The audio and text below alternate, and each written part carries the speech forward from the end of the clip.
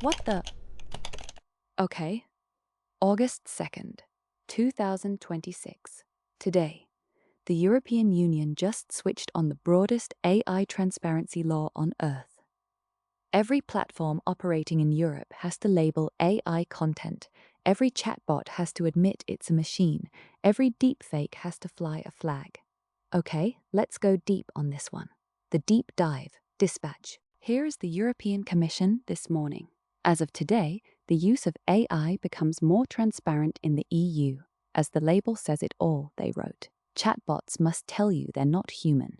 Deepfakes must be labeled. AI-generated text on matters of public interest must carry a disclosure. 180 organizations just signed the Code of Practice. Sounds like a win. Sounds like a benefit, propiscalists said. They mostly genuinely opened these trademarks on red cares given, significantly more sophisticated back in the middle of the 20th century. The Soundbridge might register as edit. Here is what the Commission did not put in the launch post. 6 weeks ago, June 16th, the European Parliament voted to delay its own flagship law.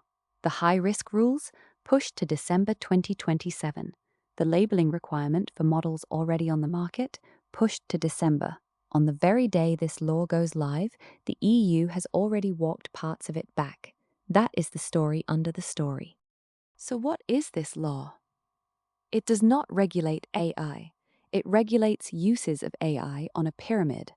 Unacceptable risk, banned. Social scoring, mass manipulation, face scraping, emotion reading at work, gone, since February 2025. High risk, hiring, credit, police, judges, elections, heavy duties, limited risk, chatbots, deepfakes, transparency, that is the part that goes live today. Minimal risk, your spam filter, your video game, untouched. Then there is a separate regime for the models themselves, the general purpose AI. Every frontier lab has to hand over documentation, respect copyright, and publish a summary of what they trained on. And the biggest models, trained on more than 10 to the 25th floating point operations, are classed as systemic risk, extra duties, adversarial testing, incident reporting. Amazon, Anthropic, Google, Mistral, OpenAI signed the code. Meta did not. Remember that. The fines. Break a prohibition, 35 million euros or 7% of your global turnover, whichever is higher.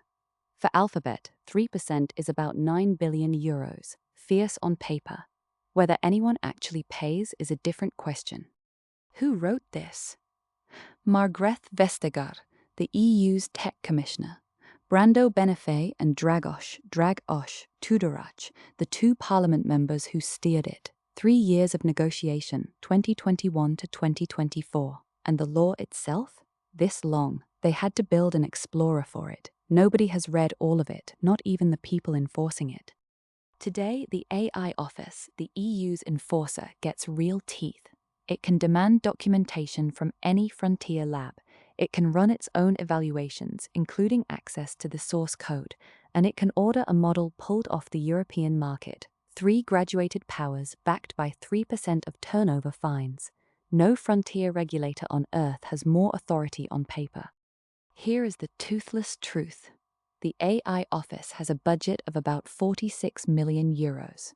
A watchdog report says it needs at least 160 staff by 2030 just to supervise the frontier. It does not have them. The pool of independent experts who can actually evaluate a frontier model, thinner still. And the precedent is ugly. When the EU switched on its last big tech law, the Digital Services Act, it opened proceedings against X, TikTok, Meta, and issued no fines in the first year. The tools are on the table. The question is whether anyone picks them up. Nobody put it sharper than this. Gina Miller, British commentator, yesterday. Europe is getting ready to police AI. The Commission will be able to demand information, run safety evaluations, order corrective measures, pull models off the market, impose fines of up to 3% of turnover. And then the line that matters. Will be interesting to see how willing and able they are to use these powers. That is the whole enforcement question in one sentence. Step back. 4 ways to look at this law. First, Europe. The EU is at war with itself. Mario Draghi's competitiveness report last year Only 4 of the world's top 50 tech companies are European. 73% of all foundation models since 2017 came from the United States, 15% from China. So, the EU panicked. It cancelled the law that would have let citizens sue for AI harm. It delayed its own rules. It is scared of AI, and it is equally scared of losing the AI race. Second, China. Everyone talks about the EU like it was first. It was not. China was regulating AI in 2022, recommendation algorithms, then deep synthesis, synthetically generated content with mandatory labels. That rule came into force in January 2023, 5 days before ChatGPT launched. Fadiba, Satweetpa. China built the world's first algorithm registry, a public database of every covered algorithm. The difference: China's first goal is information control. The EU's first goal is fundamental rights. Same tools, opposite motives. Third, America. There is no federal AI law in the United States, by design.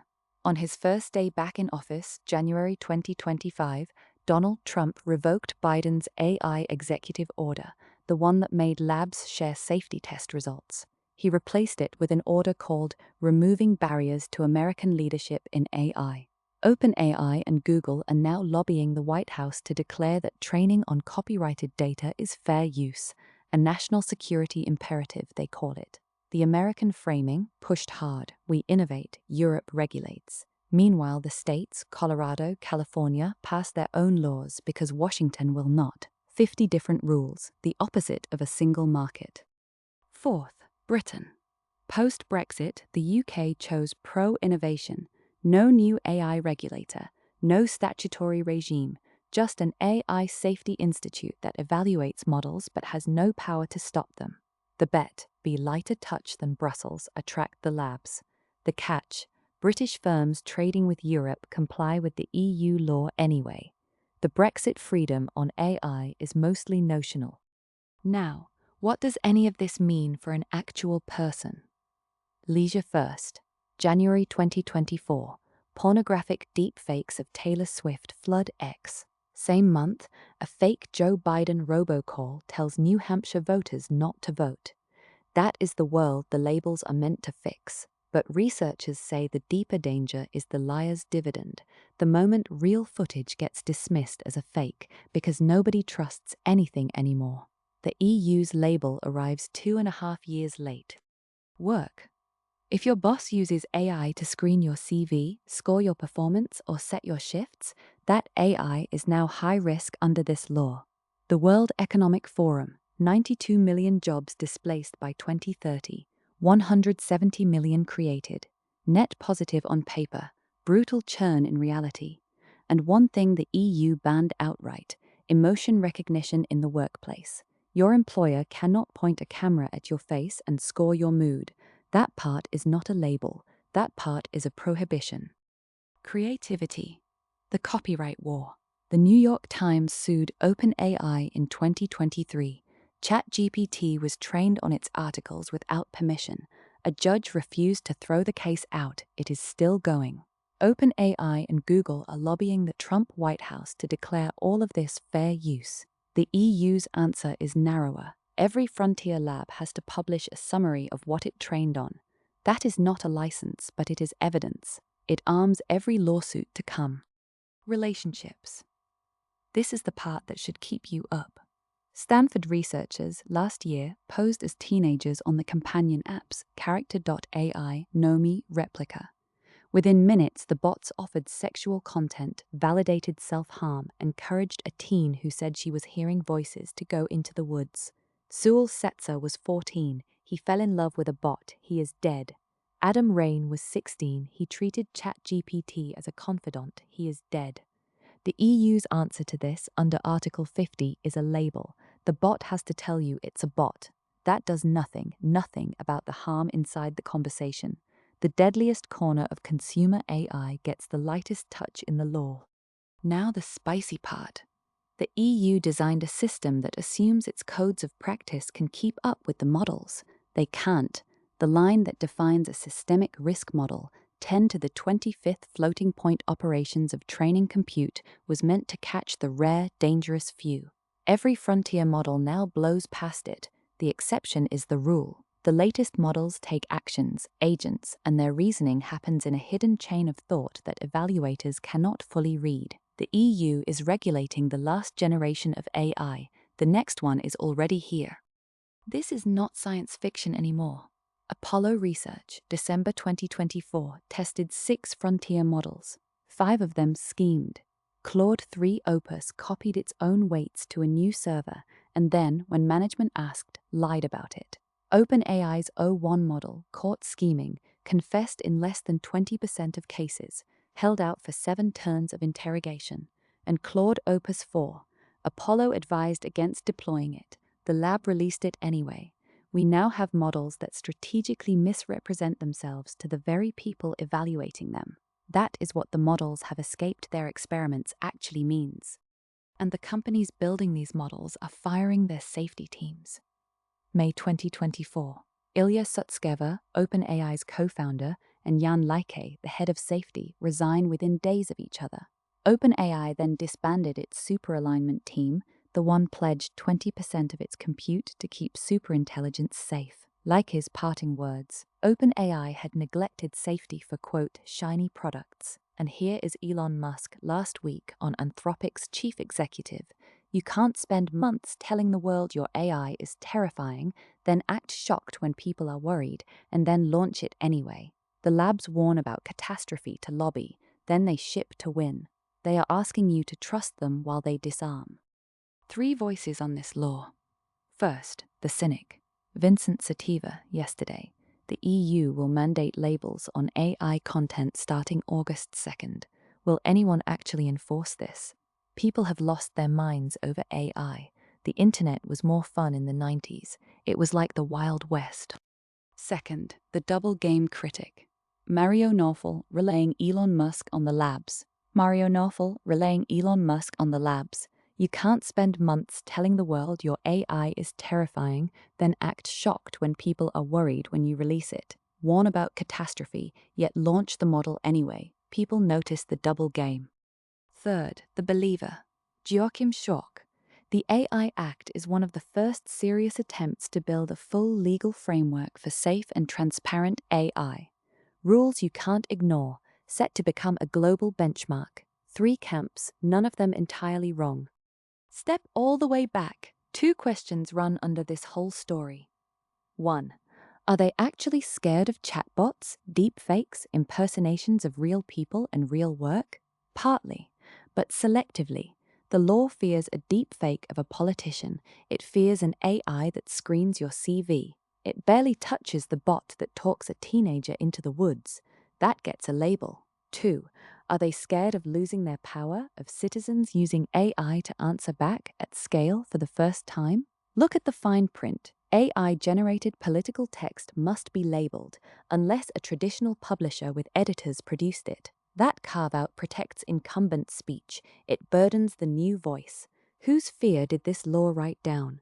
Whose did it leave out? That is the real question. So, 3 futures, 1 deadline. 1. The teeth bite. The AI office opens investigations on day 1. Pressures Meta, evaluates the frontier. The Brussels effect holds. Labels appear on feeds worldwide. 2. The replay. Proceedings open. Headlines land. No fines for a year. The law becomes a compliance tax. The frontier races on. 3. The models outrun it, agentic, hidden reasoning models that can detect an evaluator make Article 92 toothless. The law regulates the last generation. The next one escapes. The honest answer: the deadline is real, the enforcement is not. So here is the honest answer. Today, the European Union switched on the broadest AI transparency law on Earth. And on the same day, it is underfunded, already delayed, racing against models that can lie to their evaluators, built by labs that just fired their safety teams. The label says it all. The label says nothing. Watch what the AI office does in its first 100 days. Not what it says, what it does. Dispatch. Like, subscribe, ring the bell. This was the deep dive. Next time, something lighter. Maybe. Dispatch.